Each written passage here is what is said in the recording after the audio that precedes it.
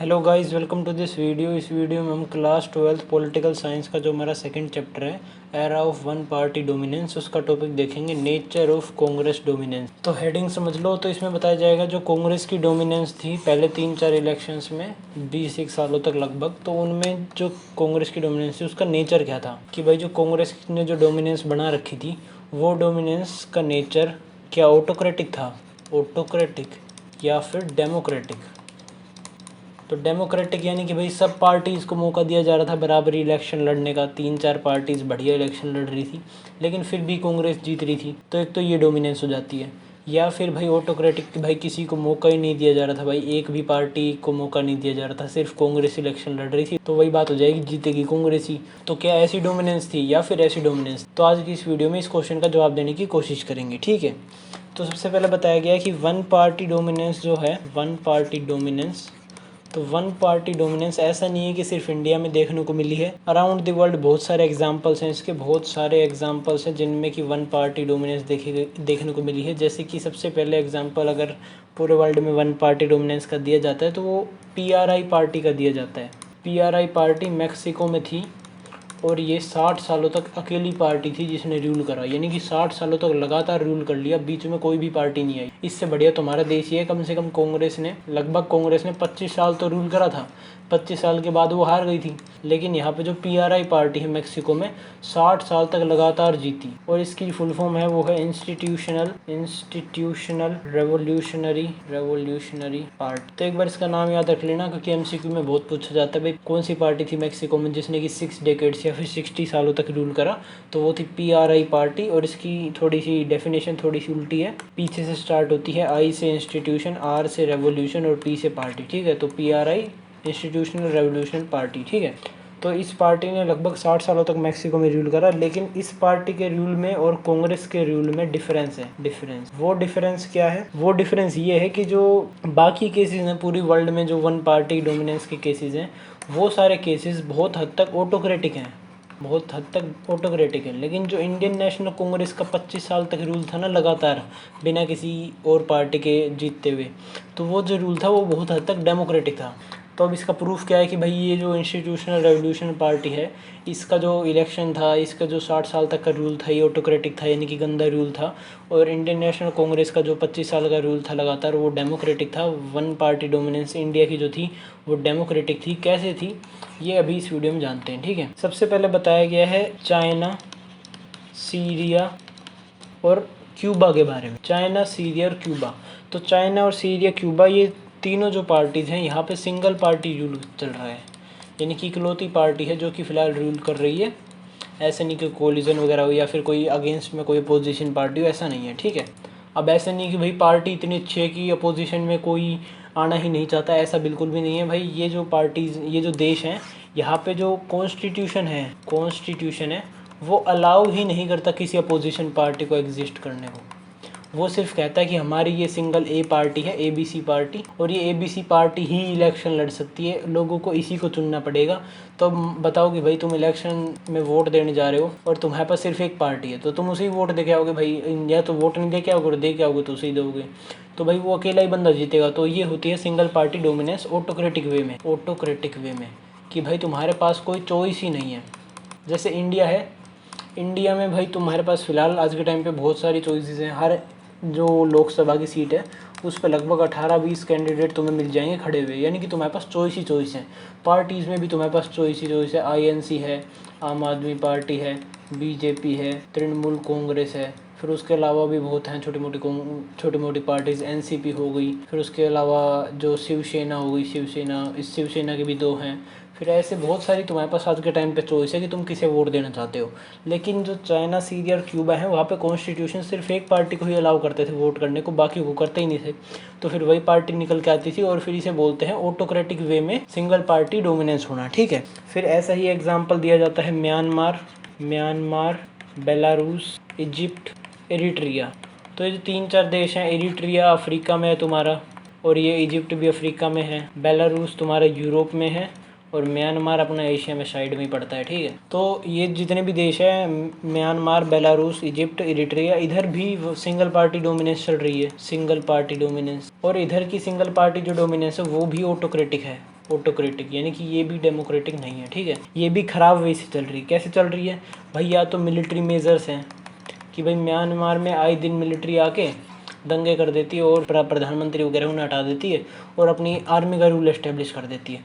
तो म्यांमार में military rule है। ऐसे ही इजिप्ट वगैरह में, इन सब में जो बाकी देश बता दिए, इन सब में भी या तो मिलिट्री रूल है या फिर लीगल मेजर्स हैं। लीगल मेजर्स, तो लीगल मेजर्स में भी यही आ जाता है कि भाई कॉन्स्टिट्यूशन अलाउ नहीं करता उधर की 2 पार्टीज़ को, सिर्फ एक ही पार्टी को रूल करने देता है। या फिर भाई कॉन्स्टिट्यूशन में कोई और छोटे मोटे फ्लॉज निकाल के, लूप होल्स निकाल के उधर के अपोजिशन पार्टीज़ को बैन वगैरह कर दिया।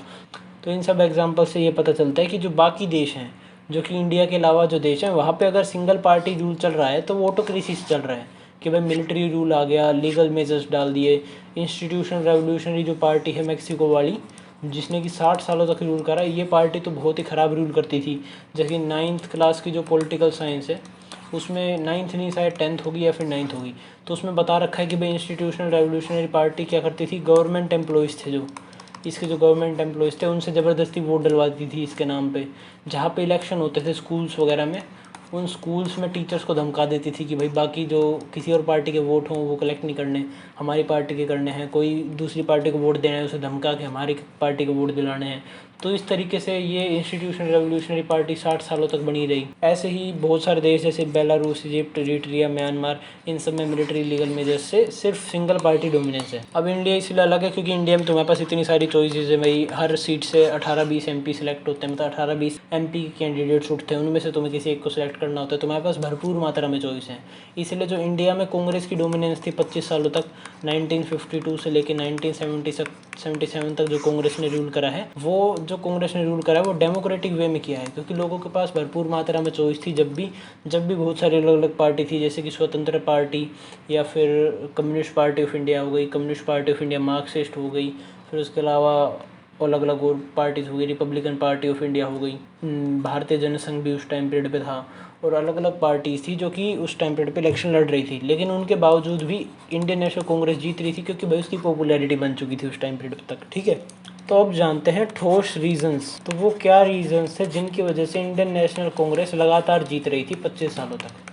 तो उन रीजंस को ज़रा डिटेल में जानते हैं। सबसे पहला रीज़न है कि उसको नेशनल मूवमेंट जो थी, नेशनल मूवमेंट, उसका इनहेरिटर माना जाता था। नेशनल मूवमेंट का इनहेरिटर यानी कि जिसने किसी चीज़ को इनहेरिट करा हो। यानी कि जो नेशनल मूवमेंट थी, जो कि बहुत सारे बड़े बड़े लीडर्स चला रहे थे ब्रिटिशर्स के खिलाफ 1947 से पहले, जैसे कि भाई गांधी जी चला रहे थे, नेहरू जी चला रहे थे, सुभाष चंद्र बोस चला रहे थे, सुभाष चंद्र बोस जी, शास्त्री जी चला रहे थे, शास्त्री जी, उसके अलावा सरदार पटेल, और भी बहुत बड़े बड़े लीडर्स जैसे कि JP नारायण। तो ये जितने भी लीडर्स थे ये सारे कांग्रेस पार्टी के अंडर में आते थे। नेहरू जी कांग्रेस के थे, गांधी जी कांग्रेस के थे, नेहरू जी कांग्रेस के थे, सुभाष चंद्र बोस भी कांग्रेस में थे एक टाइम पीरियड पे, शास्त्री जी भी कांग्रेस के थे, सरदार पटेल भी कांग्रेस के थे, और JP नारायण भी कांग्रेस सोशलिस्ट पार्टी के थे। कांग्रेस के अंडर में ही एक सोशलिस्ट पार्टी थी, उसके मेंबर थे। इनके जितने भी लीडर्स थे उस ज़माने में बड़े बड़े, जिनको नेशनल मूवमेंट के लिए जाना जाता था, वो सब के सब लीडर्स इंडियन नेशनल कांग्रेस से बिलोंग करते थे। तो यानी कि लोगों के मन में बन चुकी थी कि हमें आज़ादी किसने दिलाई है, इंडियन नेशनल कांग्रेस ने दिलाई है। तो जैसे ही 1947 के बाद 52 में इलेक्शंस होते हैं, तो लोगों ने सोचा कि भाई हमें जिसने आज़ादी दिलाई है हम उसे वोट देंगे। तो उन्होंने कांग्रेस को वोट दिया मोस्टली लोगों ने, ठीक है। इसलिए कांग्रेस को फ़ायदा पहुँचा। दूसरा कारण क्या था? दूसरा कारण ये था कि जो कांग्रेस थी वो फोर फ्रंट पे थी स्ट्रगल के। वही बात आ गई, फोर फ्रंट पे struggle, four front of struggle. तो जो भी लीडर फोर फ्रंट पे थे स्ट्रगल्स के, जो नेशनल मूवमेंट का जो फोर फ्रंट था, जहाँ पे जो मोस्टली बड़े बड़े लीडर्स थे वो काम कर रहे थे, जिनका पूरे इंडिया में नाम बन चुका था, वही लीडर्स कांग्रेस की तरफ से खड़े हो रहे थे। जैसे नेहरू जी थे, उन्होंने बहुत काम करा था इंडियन इंडिपेंडेंस के लिए, तो उन्हीं ने फिर बाद में कांग्रेस की तरफ से इलेक्शन लड़े। तो फिर लोगों की हो गया भाई इसने तो हमें आज़ादी दिलाई, इसे वोट देना ही पड़ेगा। सुभाष चंद्र बोस जी तो चलो उनकी डेथ हो गई थी इंडियन इंडिपेंडेंस से पहले ही। शास्त्री जी भाई वो भी इंडियन नेशनल कांग्रेस की तरफ से लड़े, बाद में जाकर प्रधानमंत्री भी बनते हैं। तो इनको भी लोग जानते थे कि भाई इन्होंने हमारे इंडिपेंडेंस के लिए काम करा है, तो इनको भी वोट देना बनता है। सरदार पटेल तो भाई इलेक्शन से पहले 1950 में इनकी डेथ हो गई थी, कोई नहीं। फिर उसके अलावा बहुत बड़े बड़े लीडर्स थे जो कि फोर फ्रंट पे थे स्ट्रगल के, और वो कांग्रेस में थे, ठीक है। इसलिए कांग्रेस को बहुत बड़ा फ़ायदा पहुंचा। तीसरा पॉइंट क्या है? तीसरा पॉइंट ये है कि जो कांग्रेस थी वो बहुत ही वेल ऑर्गेनाइज्ड पार्टी थी, वेल ऑर्गेनाइज्ड। यानी कि जो बाकी पार्टीज़ थी उनके कंपैरिजन में कांग्रेस बहुत ही वेल ऑर्गेनाइज्ड पार्टी थी और कोई भी पार्टी अपनी स्ट्रेटजी बनाती थी। यानी कि ऐसा है कि तुम्हारे इलेक्शन है 1952 में इलेक्शन है, तो अब ऐसा नहीं कि कोई बंदा 47 से प्रचार करने लगेगा, 5 साल से प्रचार ही कर रहा है इलेक्शन के लिए, क्योंकि भाई तुम्हें अपना घर भी चलाना है। 5 साल तक तुम इतना पैसे फूंक के इलेक्शन में प्रचार करोगे तो तुम्हारे पास पैसा कहाँ से आएगा, तो तुम 5 साल तो प्रचार करते नहीं। तो जो भी मोस्टली पार्टीज़ होंगी वो क्या करेंगी, 1952 से 1 साल पहले लग जाएंगी, 6 महीने पहले लग जाएंगी इलेक्शन के लिए प्रचार करने, ठीक है। तो 6-7 महीने पहले या फिर 1-2 साल पहले लग जाते हैं प्रचार करने, ठीक है।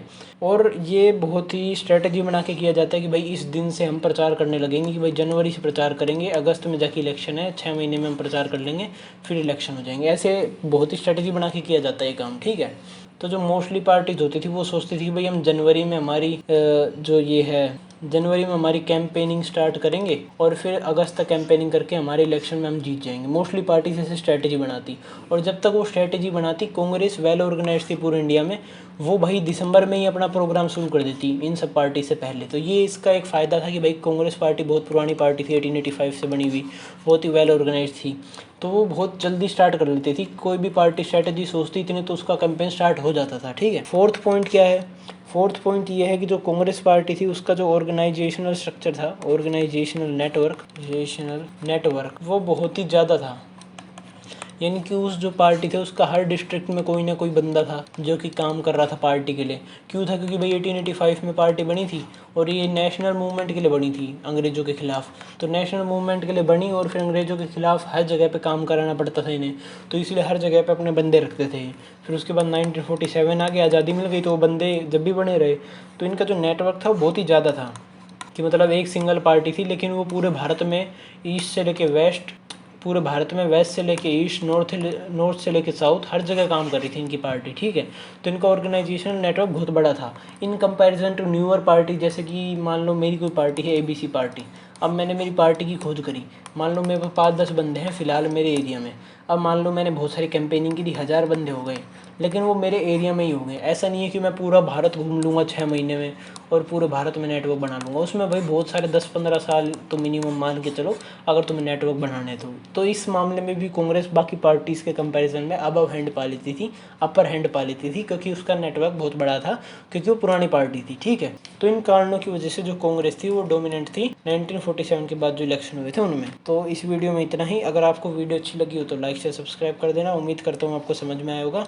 अगर समझ में नहीं आया तो एक बार पूरी वीडियो वापस देख लो, नहीं तो भाई किसी और की वीडियो देख सकते हो, आपकी मर्जी है। फिर उसके अलावा अगली वीडियो में हम देखेंगे Congress as a social and ideological coalition. Thank you.